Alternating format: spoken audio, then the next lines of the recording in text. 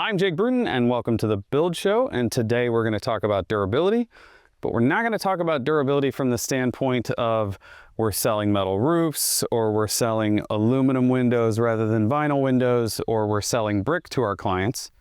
We're going to talk about durability for you as the builder and your warranty and the durability that your clients aren't going to see or aren't going to think about. And today's episode is sponsored by Huber Engineered Woods. Let's do it now. We spend a ton of time as builders talking to our clients, like I just said, about durability. We spend a ton of time talking about lower maintenance. We spend a lot of time, say, for instance, on this project.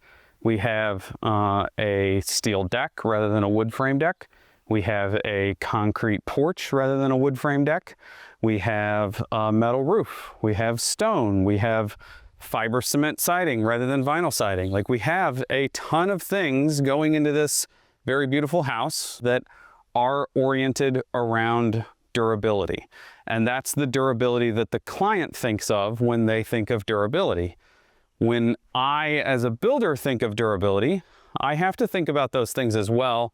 But my conversation with my team and frankly with myself and the architect, my durability conversation starts with, where does my warranty stand? Where are my weak points? What are the things that are going to make my building perform? Those sorts of things. Where are my callbacks going to stand? And what do my assemblies look like? And when we start talking about durability, we start with the 4 control layers, right? Those 4 are water, air, thermal, and vapor. So we have to control for those 4 things. We have to manage those 4 things in order to offer control for our building, to offer durability of our building. And that's why it makes sense for today's video to be sponsored by Huber Engineered Woods. We're going to talk about their systems approach today and why we choose their products.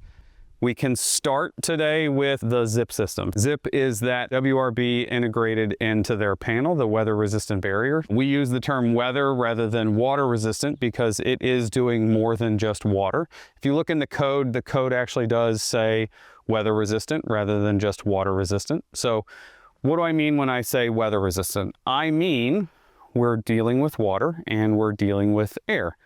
So when we put that panel, the ZIP panel that you see on the wall, on our wall, we get a structural sheathing that doesn't have anything to do with our WRB, but we have to have a structural sheathing anyway. We get our WRB, and once we're taped, we actually have managed for air leakage and the water intrusion. So therefore, we already have a really great system built into our wall. When we were already going to put sheathing on the wall, we were already going to put a WRB on the wall, and we were already going to be chasing air leakage because code requires us to do blower door testing. Code requires us to be below 3 ACH 50. And actually, since 2017, my firm has written our scopes of work to be below 1 ACH 50, and we haven't missed that mark. So this is a product that allows us to get multiple different things in one very simple package, one kind of trip around the building, and frankly, it's easier than doing any other product on the outside in our minds, because if we're doing some sort of house wrap, that's a multi-team member project. And if we're doing some sort of fluid applied, there are other aspects of temperature or time that we have to deal with, and access, frankly. So getting all the way up and spreading all the way around the building, that can be a challenge. So there's the first 2. And then we're going to talk about thermal. Well, outside of the garage here, the rest of the building is the ZIP-R product. That is a Polyiso adhered from the factory by ZIP to the backside of that panel. So now I have a continuous ZIP-R. Why do I bother to put continuous in there? Well, number 1, if you are in a progressive area and they're actually adopting the code, most likely you live in a continuous insulation offered and or required code alternative insulation area, or you should be considering it anyway. So when we start talking about continuous insulation, the reason that we talk about continuous insulation being important is it is the thing that stops all the thermal bridging. It is the way that we get the most value out of our R value. because it is uninterrupted. When we put insulation between each and every stud, we get a break in that insulation at each framing member. I would rather have a 2x4 wall with, say, R10 outboard than a 2x8 wall with no insulation outboard, because that continuous insulation does a great job of blanketing my whole building. That continuous insulation raises the temperature of my first condensing surface. It pushes it outboard. It reduces the risk of condensation in my walls, which therefore reduces my warranty risk long-term for my clients. It also does a really good job of making all of the insulation that I do put in the cavity perform better. So say on this building where we're running a Zip R9, I'm able to use the most cost-effective insulation I can think of, which is cellulose blown in place, in all the cavities. So I now have reduced the cost of my cavity insulation and upped my continuous exterior insulation without making another trip around the building. There are other products that I could use that would go on top of my Zip if I were just using a regular Zip, but that would be another trip around the building. And then my cladding would not be fastening to a solid surface on the outside, and that would be a challenge in among itself for another trip, for extra fasteners, for longer fasteners, for just work process. It makes things more difficult. So there's 3 of the 4.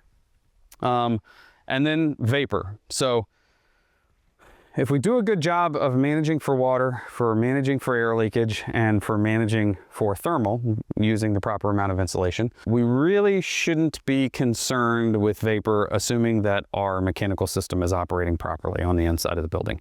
Meaning we have a right-sized mechanical system, we're dehumidifying, and we're actually paying attention to how the building's operating, because we shouldn't have over excess moisture inside the building, and we shouldn't have any sort of moisture migrating into the wall.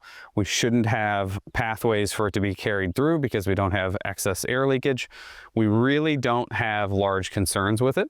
However, we do have, if we have Zip R, because Polyiso is a vapor block, it's a vapor barrier, we do have a stopping point in our wall. That means that we need to be aware that we need to either have a membrane on the inside that will let moisture out, something that is vapor variable, that smart membrane, or no barrier on the inside. So we need to avoid things like vinyl wallpaper or something like that.